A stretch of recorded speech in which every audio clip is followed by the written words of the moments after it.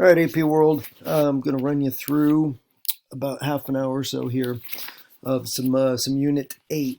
And we may have covered some of this in class, but I'm going to go ahead and put it in here just in case we run short. And it's not something that I did. I know that in class we'll at least get through CETO and CENTO. So I'm going to go ahead and start us off on Section D here that gets into the hot part of the Cold War. Again, we give it that term connected to the fact that the two main countries involved in this conflict, the United States and the Soviet Union, never go directly head to head at war with each other. But we defined that idea of proxy war, and we'll see some versions of that with some of these examples of actual armed combat fighting wars that take place during the Cold War. The first one is going to happen only 5 years after the end of World War II. And in 1950, Northern Korea will launch an invasion of South Korea. Basically, Korea had been split after World War II. The northern part controlled and influenced, not controlled by the Soviet Union, but at least heavily influenced by the Soviet Union and a communist government. And South Korea, backed by the United States, a more democratic type government. And so in 1950, the North Koreans attack, wanting to make all of Korea a communist country. South Korea, with our support, and then the support, this could be the first time that NATO will swing into action. This will be a NATO, but basically coming into to fight to support South Korea. We'll also get the United Nations somewhat involved in this as well. And the war kind of goes back and forth from 1950 to 1953. The North Koreans do drive deep into South Korea, but then with backing from the U.S. military, we take the fight almost right all the way up to the border between Northern Korea and China. And then China ends up involving some of their troops in the war as well. It's definitely an ugly little war, and one that does not get a whole lot of attention especially in American history, where it's kind of referred to as the Forgotten War. Ends in a truce, an armistice basically in 1953 at the 38th parallel, which is the current boundary between North and South Korea. And it is a war, by the way, which has never officially been ended. And so technically, the war is still on. The boundary between North and South Korea, the AP Hug folks may remember, is a demilitarized zone and considered to be one of the most dangerous places on Earth because both sides are armed to the teeth and staring down at each other to this day of the potential of another war or the war starting up again. And those of you that pay attention to stories coming out of North Korea would understand why that is a concern. The Cuban Missile Crisis, another example of a little bit of a hot war, and one that could have become maybe the last war. In October of 1962, the United States discovers that about a little more than 90 miles off the southern coast of Florida, there on the island of Cuba, an island that has only recently undergone a revolution where a U.S.-backed dictator, Batista, is thrown out of power, but taking his place is a communist government, Marxist government, under the leadership of Fidel Castro. And the United States makes it clear that we are not happy that they're down there.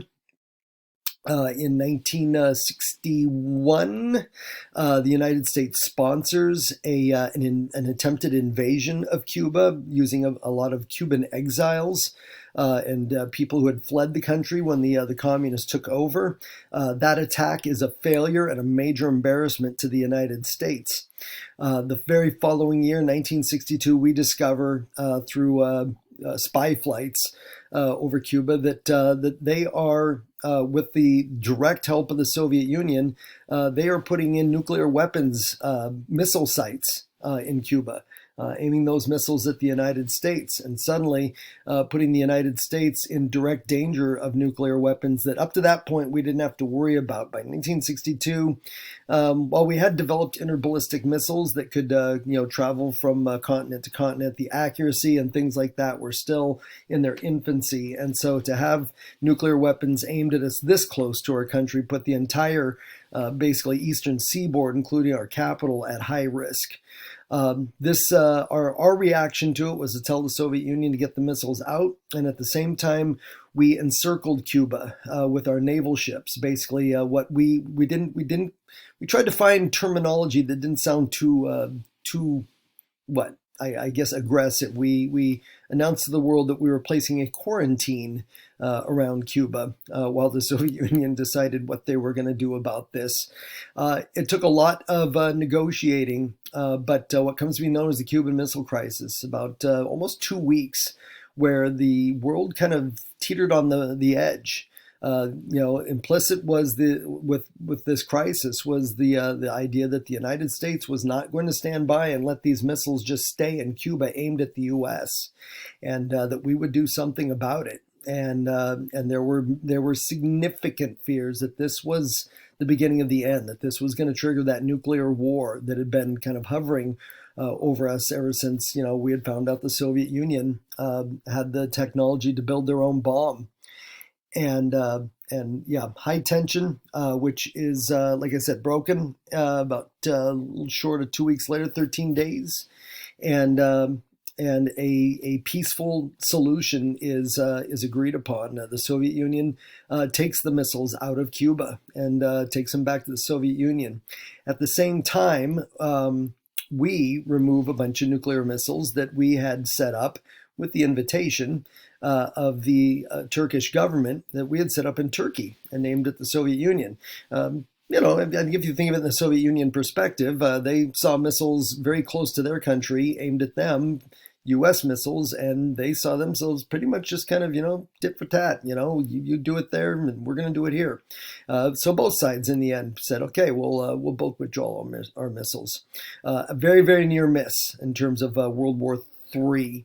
And one that we'll talk about a little later on here as far as the results of that, because both sides know that they have dodged a major bullet when that happens.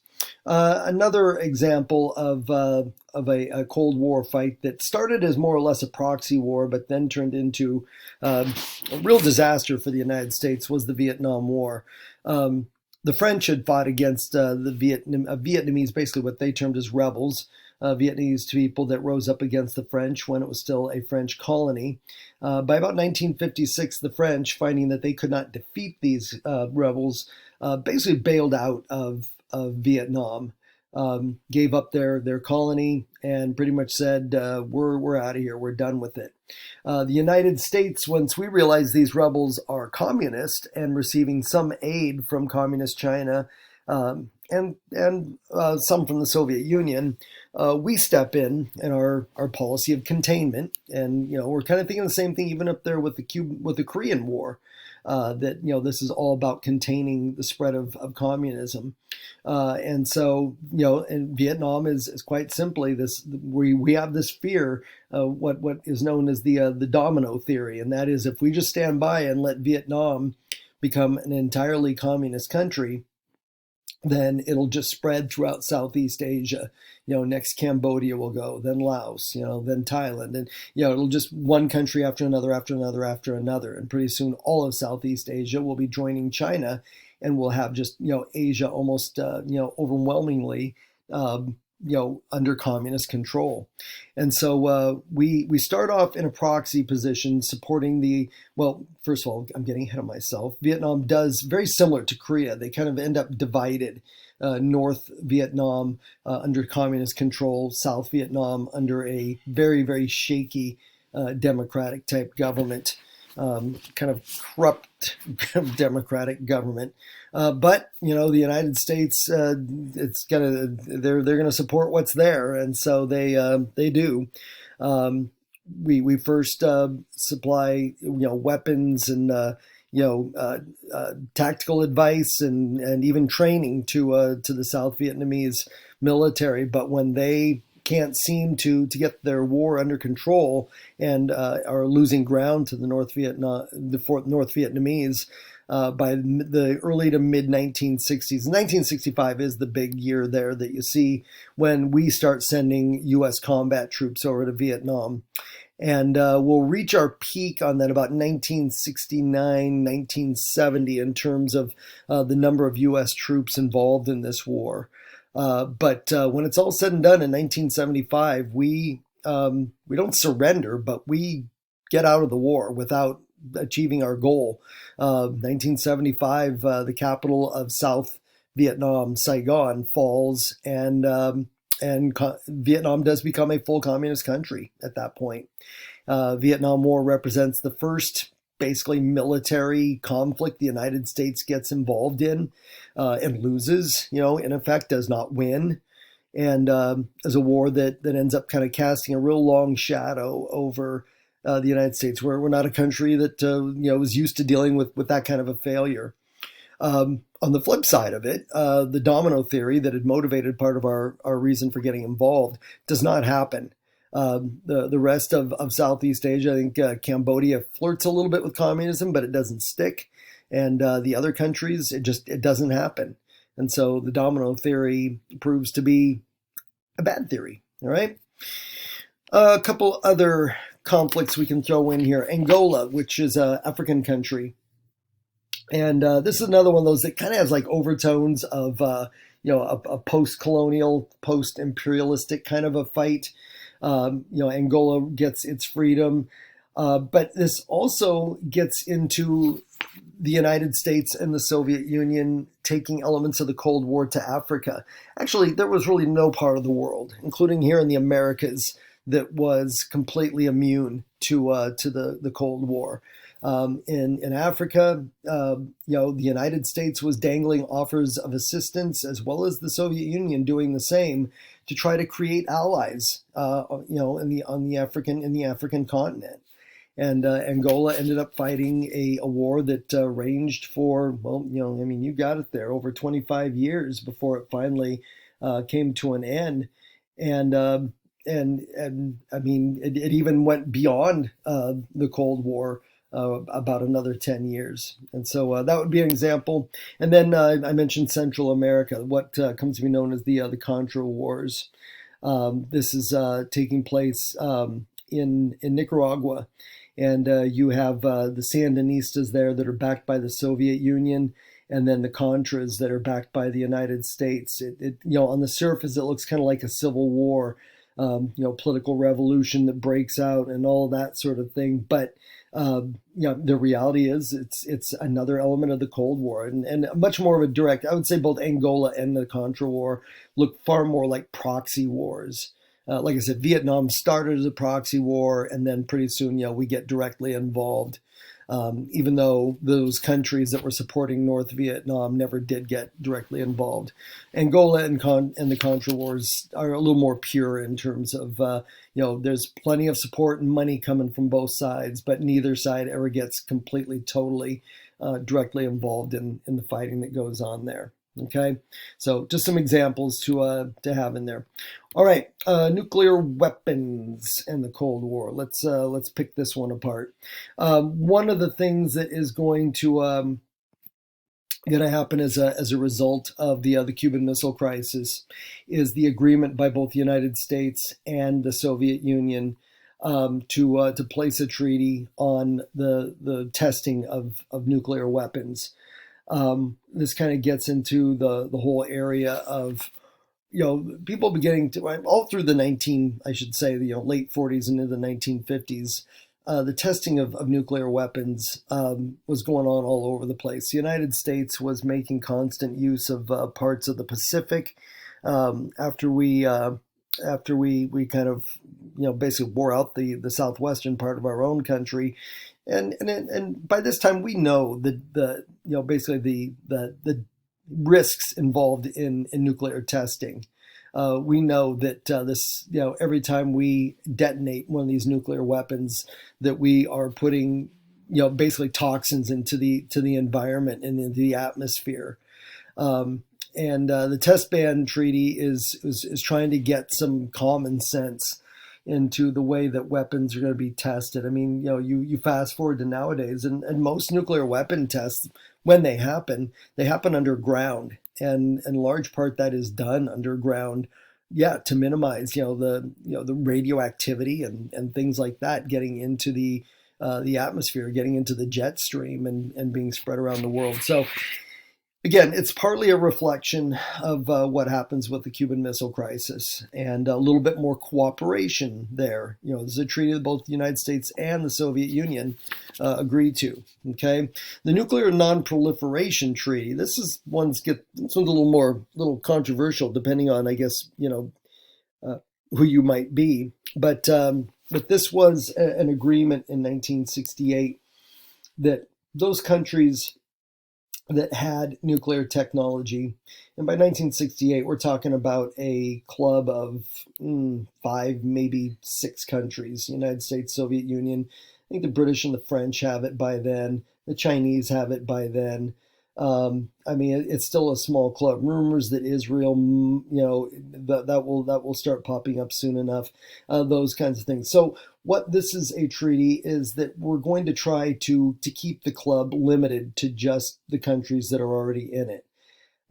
Obviously, if you're a country that's left outside of the Non-Proliferation Treaty, this is going to seem unfair. Why is it you're allowed to have these weapons that are like the absolute ultimate, kind of cudgel to hold over the rest of us, and yet we can't? And so, I mean, you can kind of see both perspectives there, as terms of, the more countries that have this, the more likely it's going to end up being used in reality and in a war, is the counter on the other side, which is why we want to try to put a lid on it. The treaty has been fairly successful since 1968. I mean, yes, there are more countries that have the technology. India has it now. It's pretty well suspected, although I don't think officially confirmed, that Pakistan has it. Israel, we most certainly know, has it, but they've never officially come clean with it. But we're still looking, well, and North Korea, but we're still looking at mainly at the most, still I think it's less than a dozen countries that we are aware of that have nuclear weapons capabilities. And so, compared to where it could be, yeah. And then the anti-nuclear weapons movement. This is something that really takes hold in the 1980s in a real big way. It actually starts before that in Japan in the 1950s. Japan feeling, first of all, the only country to actually have these kind of weapons used against it. And with the Korean War and things like that, still feeling, and then revolution in China, still feeling very, very vulnerable, and Asia feeling like a real dangerous part of the world. This will then spread to the United States and Europe by the 1980s, and a lot of big protests, and in some points there's kind of these benefit concerts, against nuclear weapons and that kind of thing. And so it kind of gets itself into almost kind of like popular culture.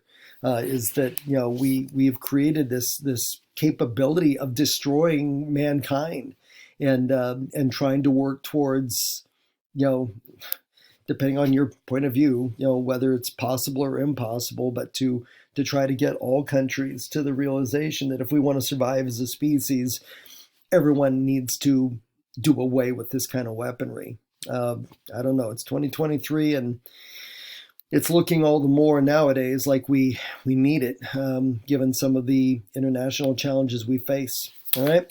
Okay, let's end off the Cold War here, and maybe we'll call this a good place to break. Détente is a French word, and a word that more or less kind of just refers to an easing of tension. And this is something that, again, another result of the Cuban Missile Crisis. The leader of the Soviet Union when the Cuban Missile Crisis takes place, Nikita Khrushchev, reportedly was really shaken up by how close we came to full nuclear war. And so, the olive branch was kind of extended by both the United States and the Soviet Union simultaneously. That we have got to take measures to ease the pressure that we have here. We've created this this pressure cooker of a situation where one wrong move and we're done. And that Cuban Missile Crisis, we were right there. All it would have taken was one, message being misinterpreted, one action being misinterpreted on either side, and the missiles would have been launched. And there's a realization that we can't, we can't go on that way. And so, oh, I'm out of order here. Out of order. There we go. And so, yeah, these will be measures that will be taken to, for leaders to start talking a little bit more directly with each other. And, and both sides have to admit as well that, the arms race that has been going on between them has been incredibly expensive. The development and the maintenance of these weapons is incredibly, it's spendy. And even by the 1960s, the Soviet Union especially is starting to see kind of some cracks beginning to form around the edges in terms of their financial stability. The United States, by the time we're going into 1970s, are going to start dealing with some major economic issues as well. And so, both of us are going to see not only is there the lessening of tension and the possibility of nuclear war, but there's also is try to create a little bit of breathing room in terms of the military budgets that these countries are having to, are having to turn out year in and year out to keep this arms race going. 1972, that SALT Treaty, SALT Strategic Arms Limitation Treaty. And you see photographed over there, 1972, our President Richard Nixon at the time, and Leonid Brezhnev was the leader of the Soviet Union at that point. Khrushchev was toppled from power in the Soviet Union in part because he was seen as going too easy on the West in the United States after some of those détente measures and the fact that he had blinked first during the Cuban Missile Crisis. Brezhnev came in as kind of a little bit more of a fire eater, a little bit more aggressive, but at the same time also seemed to be one foot in that world and another foot in détente. And he agreed to this treaty, which put a cap on, and both countries agreeing, we're going to put a cap on how many weapons we keep in our stockpiles, and to create a system of independent reporting so no one is sneaking, and kind of hiding extra weapons from the other side, both sides being open and allowing, for inspection and things like that. But it was to try to create some limits, how many missiles, how many submarines, how many, of those kinds of things that to try to kind of bring things under control in terms of nuclear weapons. Détente comes to a very shattering end in 1979 when the Soviet Union, under new leadership now, after Brezhnev passes away, the Soviet Union in the late 70s, early 80s goes through a rapid, it's kind of one leader out, another leader in. I think they end up changing leaders 3 times in the space of about 4 years. Problem being they're trying to stick with these old guys. Sounds like our current, political situation, but, guys that still have some connection to, the original revolution and, still have their memories with Lenin and Stalin. But, by the time we're starting to creep toward the end of the 20th century, they're ancient. And so they're getting into power and then they die. They're just old, that kind of a thing. Anyhow, I digress. In 1979, the Soviet Union launched what they claimed to be a friendly invasion of Afghanistan. If you think back, way back, I don't know, Unit 5, Unit 6. We talked about Afghanistan back then, the great game, the British and the Russians kind of playing tug of war with the Afghanistan. And, well, the Soviets go in there to establish a communist government in Afghanistan. And, yeah, I guess there's a few Afghans that want them in there, but the majority of them don't. The Soviets says, hey, we're just helping out some friends here that invited us. The rest of the world sees it as what looks like a pretty aggressive invasion. And the United States very much protest this, and this kind of basically restarts the Cold War. With that, the era of kind of good feelings that comes with détente is cast to the side, and things are about to change in a dramatically different way. And that's going to be brought in by some new leaders. In 1980, Ronald Reagan is elected president. And Reagan, some leaders or some historians would say it was, his political legacy, depending on your own politics, is all over the place. But he certainly seemed kind of like the right guy at the right time in 1980. He comes into the presidency, and he makes no bones about the fact that that he is a commie hater, and he is ready to take the Cold War as far as it needs to go. Short of nuclear war, with the Soviet Union, and takes very, very aggressive actions. There are some historians who kind of give Reagan a good chunk of credit for ending the Cold War because of the very aggressive stance that he is going to take, and he is very aggressive in terms of being outspoken about the war in Afghanistan, and the Soviet Union's involvement in it. Under Reagan's presidency, we will begin to arm Afghanis with U.S. made weapons to fight back against the Soviet Union. So again, entering into kind of a quasi proxy war going on over there. Okay, weapons that ironically enough will end up being used against the United States when we invade Afghanistan in 2001. But that's a story for another day.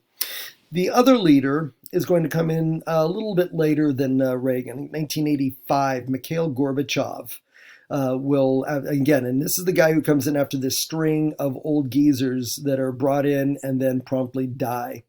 Gorbachev is in his 50s, which the Soviet Union is like, would be like bringing in a 25-year-old. He is dramatically younger. He does not have those direct connections to anything having to do with the revolution or Lenin or Stalin or any of that. He was a young kid. He barely has any memories of any of that kind of stuff. And so he has a very, very different outlook.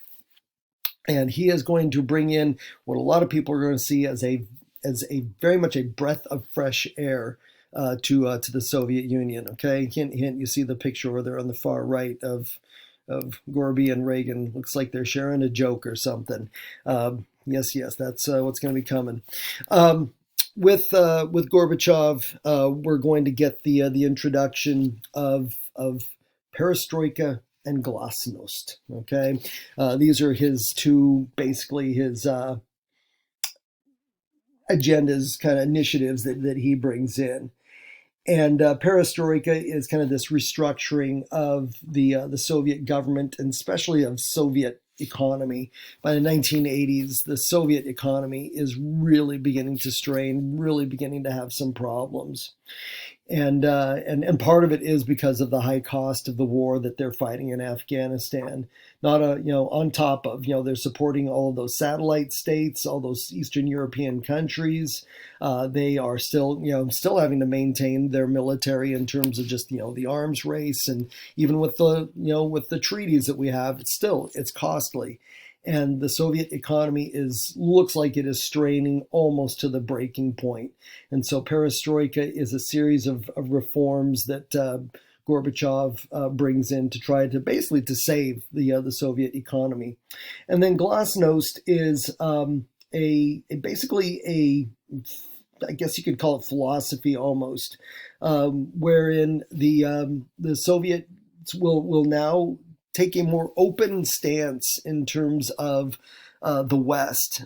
Prior to glasnost, most Western movies, books, music were forbidden as being decadent and capitalist and all that sort of thing, that they'd warp the minds of young Soviets and that sort of thing. Gorbachev says, bullpucky on all that. We have nothing to fear. We can be exposed to this stuff, and we will still remain good, loyal communists. That sort of a thing. And so there you go with that. Okay. I'm looking at the clock, and we are coming up on. So I'm going to go ahead. I'm going to just pull the plug right there, And that's where we'll jump into it. Is next time is what goes on under Gorbachev and how well this perestroika and glasnost end up working out for the Soviet Union. That'll cover us from now, and till next time.